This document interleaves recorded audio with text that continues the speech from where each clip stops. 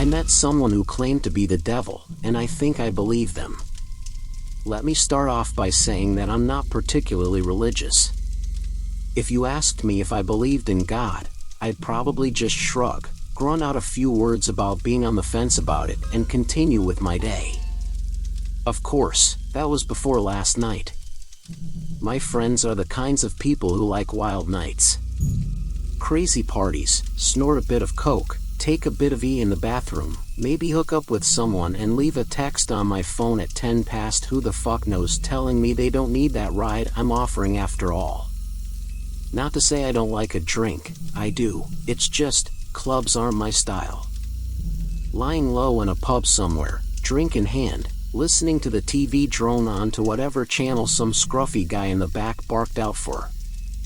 I guess that's my idea of fun. So when my friends tell me they want to go out for a night on the town, I say sure. I hang on for the first club, buy a non-alcoholic beer in case my car's required, and try to pretend that I'm having fun.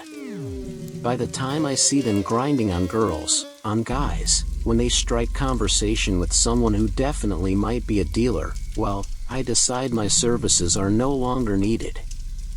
We aren't too far out, the night tube is on beck and call, and I can always find my car the next day.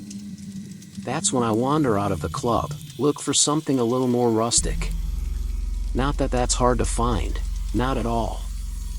I found myself in a bit of a state inside of a bar called the Ragged Feather. Wasn't a fan of the name all that much, but the drinks were cheap and the largest demographics seemed to be middle-aged men watching reruns of the football. I tried to pretend I hadn't just staggered out of a club with my ears ringing. I slicked my hair back, slipped my phone into my hand, and wandered over to the bar. I took a double shot of whiskey and drank it in one hit. Just because I wasn't at the club didn't mean I couldn't have a good time. I hung at the bar a while on my own, scrolled through my phone pretending I was doing something far more impressive than I really was. I kept an ear out for the guys on the sofas. They get vocal every now and then. I think the football was just running highlights, but they were incredibly dedicated to their teams. I got another whiskey and bled into the background. Of course, stragglers from clubs are commonplace. It wasn't long until some scantily dressed women staggered in, laughing, chuckling, pointing for where they wanted to sit. I saw a guy walk in with his friend slung over his shoulder. Catatonic, most likely. He threw his friend onto one of the leather sofas ingrained with beer and smokes and demanded 2 pints of water and all the peanuts the bar had in stock. The bartenders seemed bitterly amused. Some of the girls were taking selfies, Snapchatting their friends who were still at the club. They were ordering shots, gearing themselves up for the next leg of their night. A couple blokes wandered in with curries and takeout trays. I saw someone eat a Big Mac on the outside seating through the window. This was a night for the young and inebriated, and my mind was just dulled enough by the whiskey to enjoy the characters I could watch peaceably without interacting with. That is, until someone slipped into the seat next to me. Do I look like a girl with daddy issues? She was of average height, although that wasn't apparent immediately due to the fact that she was leaning her arms heavily against the bar. She was slim, with short and astoundingly bright red hair. It framed her round face, a face that was marred with smudged eyeshadow, smudged lipstick. Hell, it looked like her makeup was in the process of melting right from her face. There was a chip knotted into a curl in her hair, just by her forehead. The drunk side of me was actually tempted to pick it out. The girl was clearly drunk, and as I looked around the bar, I couldn't quite place where she had come from. She didn't belong to the crowd of selfie takers. She wasn't with the catatonic guys. I hoped for her safety that she wasn't with the middle-aged men. I tried to look out the window, to see if maybe a group was missing one inebriated, bright-haired girl, but I couldn't. The window had fogged up. Too much heat inside, not enough outside. "Are you okay?" I asked her. She pointed her finger at me. "Answer my question," she slurred. I really wasn't sure what to say. I settled on staring at her awkwardly, trying to answer her with the bemused expression on my face. The girl's lips curled into a drunken smile. She snorted, placing a hand over her mouth to smother her laughter. It only really aided the deconstruction of her lipstick. "I do, you know," she said, pushing herself up a little against the bar. "Have daddy issues, I mean. In case that wasn't obvious." She gestured to herself. To the mussed clothing that must have looked quite spectacular when she'd left home that evening. To the stains that looked a lot like old food. The sticky residue on her neck and shoulders that was quite obviously a thrown drink. "What happened?" I asked her. Her hair had curled around her neck, I realized. It was sticky with that same substance. She was a wreck. "I got in a couple of fights. No big deal," she said, shrugging. "Didn't start any, of course. No, I don't do that. But my father. Your dad did this to you." She smiled brightly. "In a way. Do you need me to call someone?" I already had my phone in my hand. The girl looked like she was probably in her early 20s, but that didn't mean she couldn't have been suffering from some kind of paternal abuse. The only number I knew off the bat was Childline, which wasn't quite appropriate. The police? Jesus, was I going to have to deal with the cops tonight? While my friends were snorting coke not 2 doors down. The girl pushed my hand down firmly. She was already shaking her head. "No," she told me. "I don't want you to call anyone." Now her expression changed. It wasn't the attempted sultry look I'd seen on many girls of her state, it was open and wide and engaging. She wanted something from me and I felt compelled to give it to her. "I want something else." "What do you want?" I asked her. "To tell you a story," the girl said, before glancing to the bar, "and for you to buy me a drink. The universe is a pain sometimes, and I'm afraid I think I might have lost my wallet." I laughed. I didn't know this girl, didn't know where she'd come from at all. My nights were generally about getting comfortably wasted and making sure my friends weren't dead in a ditch by the end of it all. I was used to getting hit on every now and then, but even as I was sat on that bar stool with a drink in my hand, I knew that this wasn't what this was. This girl had no intention of getting into my pants. All she wanted was to talk. I guess I was okay with that. "What's your poison?" I asked her. Her lips quirked. "𝓢𝓚𝓐𝓛𝓢." The bar offered a very limited cocktail menu, but by some miracle I was able to order her an 𝓢𝓚𝓐𝓛𝓢 from the list. I ordered a cider to go with it, suddenly a little too aware of where this night could go. I'd unthinkingly supplied this liquored-up stranger with even more alcohol, and she had clearly had a rough night of it. A part of my old instinct came back, the same instinct that had me texting my friends every few hours to make sure they hadn't wandered off to somewhere dangerous beyond the club. With no one but the bartender aware of our existence on these stools, I realized that I was suddenly responsible for this very drunk stranger. The girl coddled her drink, running her finger delicately over the rim of the muggy martini glass. "This takes me back," the girl said amiably. She looked at me suddenly, her green eyes startling. "You know what this was called originally?" She smirked before I could answer. "An Adam's apple martini." I snorted. "Yeah, I think I've heard that before." "Of course, it wasn't actually an apple," she continued, eyes moving back to her glass. "The texts translated that part wrongly, mostly because you people don't have a word for it anymore. The fruit was incredibly exotic and, to be honest, it doesn't exist in this realm of existence. Only Eden." She laughed dreamily. and Eden's long gone. I stared at her. Are you okay? It was more honest than the last time I'd asked her. Mostly because I was beginning to feel a little dread creep into my stomach. Of course, the girl said, grinning widely. Why do you keep asking?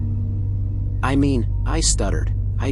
Now, don't take this the wrong way or anything, but you look like someone poured their drink over me, the girl asked.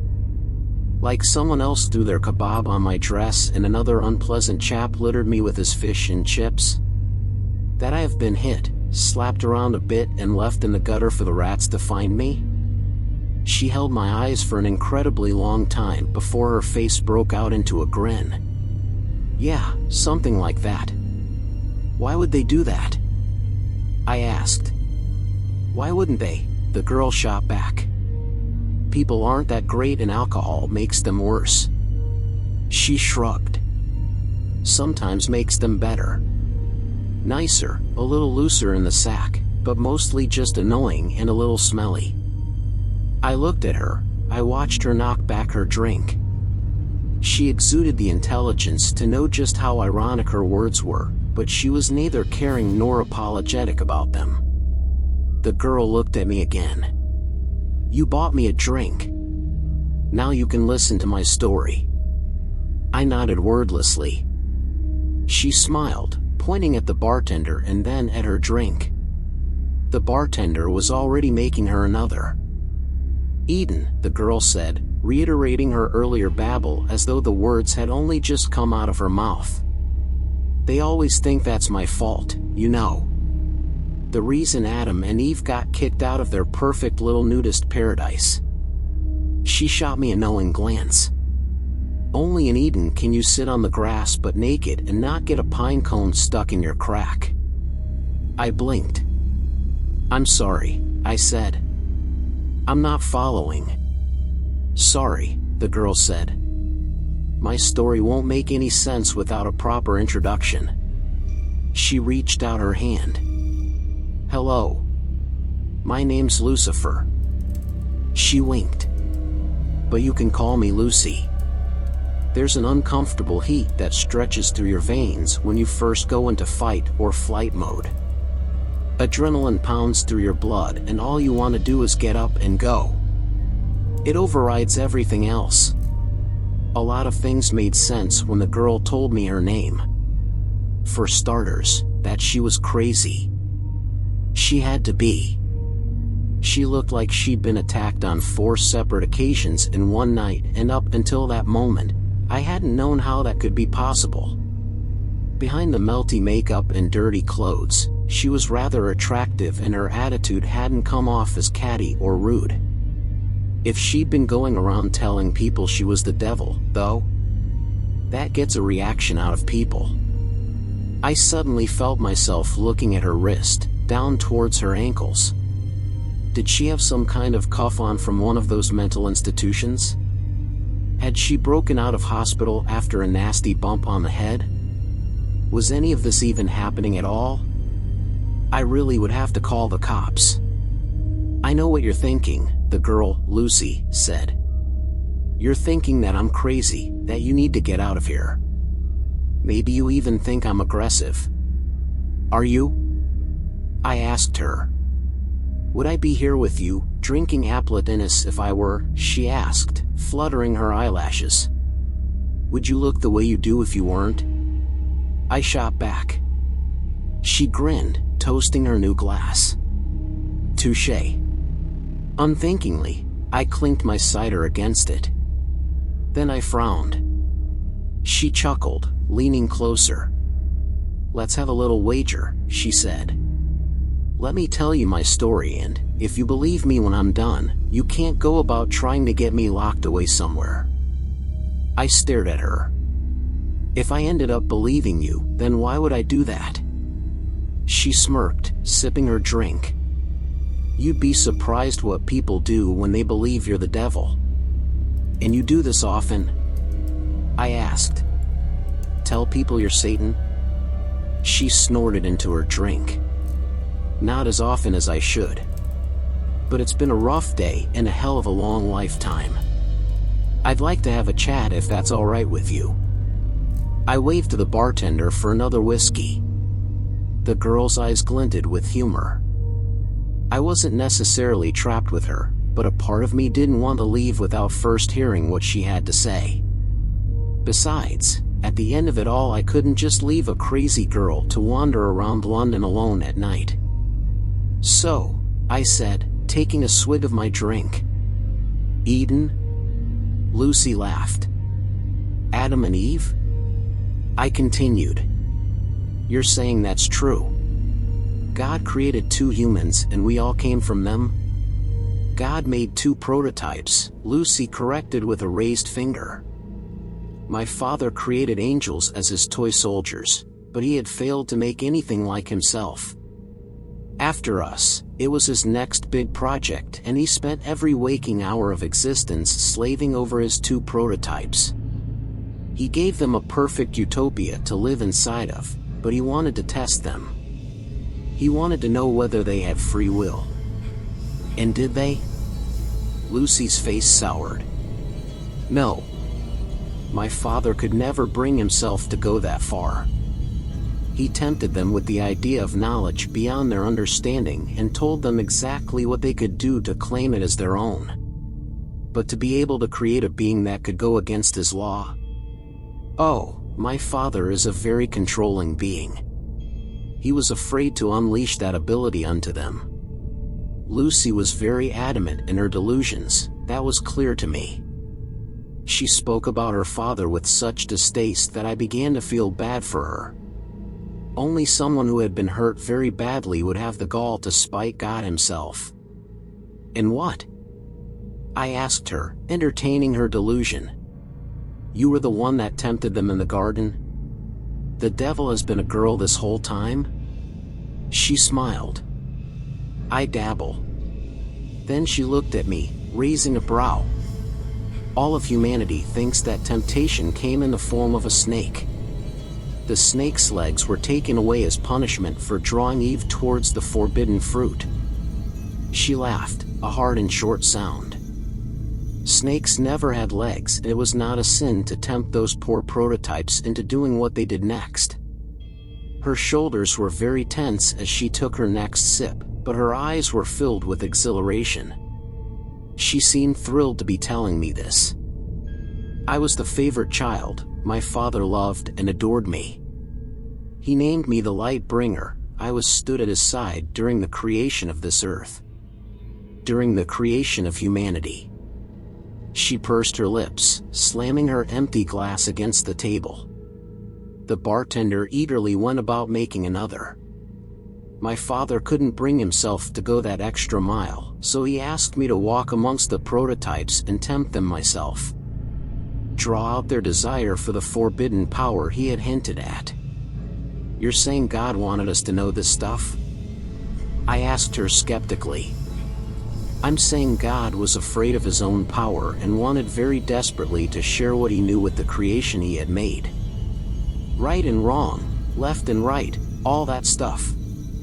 Lucy shrugged. "Are you familiar with the story of Prometheus?" I frowned at her. "Greek, right?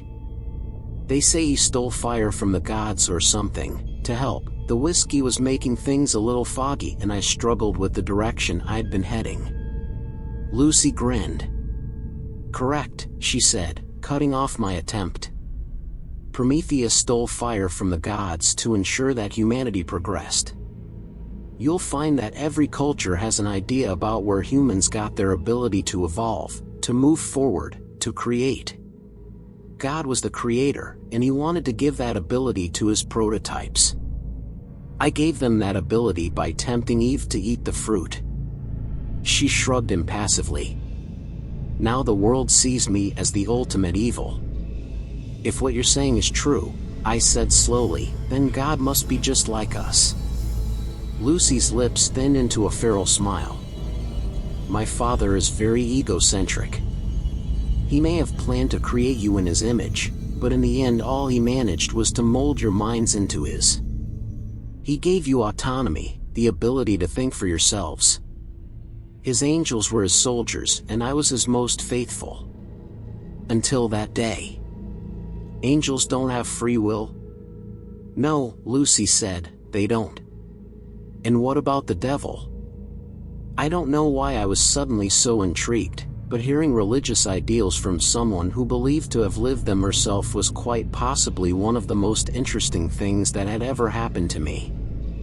I may have only ever visited church to please my parents as a child, but suddenly I was reawakened to the idea. A part of me was aware of this and afraid of the outcome, but I was just drunk enough not to care at that moment.